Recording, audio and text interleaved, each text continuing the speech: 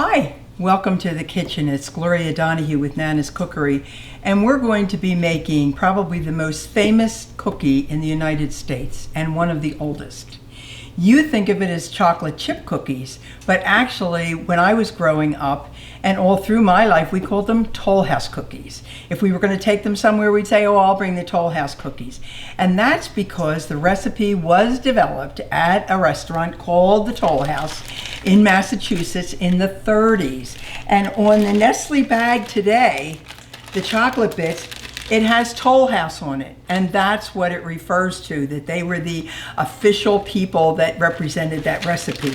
It's really made very similar to a cake in that you cream ingredients, then you add the dry ingredients, and then you add your nuts and your chocolate bits, and you then drop them on a cookie sheet and bake them. So whether you call them Toll House cookies or chocolate chip cookies, here we go. I'm going to read you the ingredients. They're actually right on the back of this bag, but I wrote them a little bit bigger. It is, for your dry ingredients, it's 2 1/4 cups of flour, and it always means on all-purpose, unless it says self-rising or pastry or bread. Flour is just all-purpose flour. 1 teaspoon of baking soda, a teaspoon of salt, 2 sticks of butter, and that would be equivalent of 8 ounces of butter. 3/4 of a cup of sugar, 3/4 of a cup of brown sugar, a teaspoon of vanilla. I always use the genuine, 2 large eggs, and then 1 cup of chopped, the traditional would be walnuts. And I just took halves and bits and just hand chopped them on the cutting board. So now we're going to start. We're going to cream the butter. Both sugars are already measured out. And we're going to take a teaspoon of vanilla. And we've talked about this before, we're going to cream it. And that is more than just mixing it a little bit. That is really making a nice fluffy consistency. And my butter was room temperature.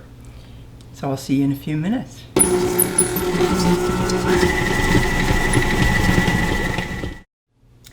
Here we have our mixture, nice and creamed. That is the butter and the 2 sugars and the vanilla.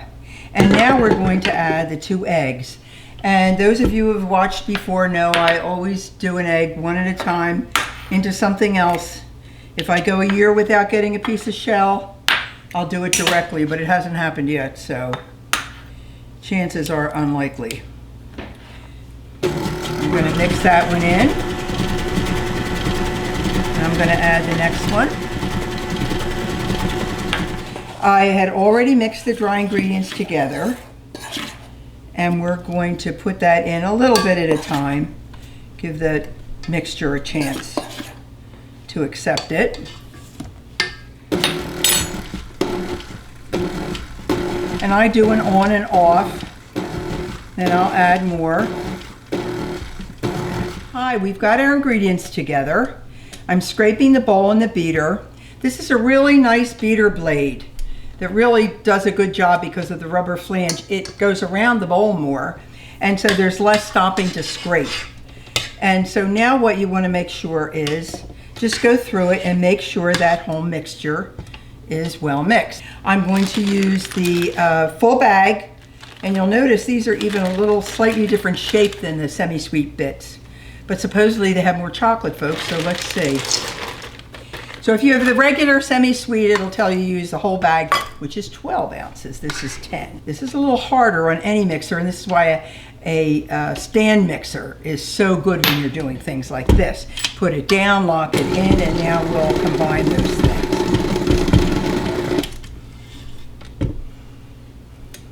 Now these cookies are going to be baked at, I think, 375. They are, and it says drop by rounded tablespoon onto an ungreased baking sheet 9 to 11 minutes until golden brown. Well, I'm going to cook them on a parchment sheet. If you've watched other cooking videos, especially the cookies, you'll know I use parchment all the time for my cookies. You don't have to grease the sheet even when it calls for it, and you can just slide the whole thing onto a cooling rack when it's done. So that really works well. And so when you put them on the cookie sheet, just make sure you leave room between the cookies. I have a cookie thing that's this, and this is about a tablespoon. It calls for around a tablespoon. So if I take a nice scoop and put that on the cookie sheet, that should be fine. So we're just going to make, and really you can make the cookies any size you want, because you've been in a cookie place where they had cookies that were 3 inches big. So that's really up to you. But just make sure that whatever you do, the cookies are the same size and that they're far enough apart so that when they start to spread, they're not going to spread into each other. I'll finish this tray, we'll get them into the oven, and then you can see what Toll House cookies look like. Hi, just to remind you about the tea towel that we have, that we're collecting names from all over the world. You tell me your name, what continent you're from, and you'll go on my tea towel. I'm not going to be using it. I'm just going to admire it each time. And I certainly enjoy thinking about everybody when I look at it. The chocolate chip cookies or Toll House cookies are done. So when you have some, don't think about the calories. Just think about eating a piece of American history. Bye-bye. We'll see you next time.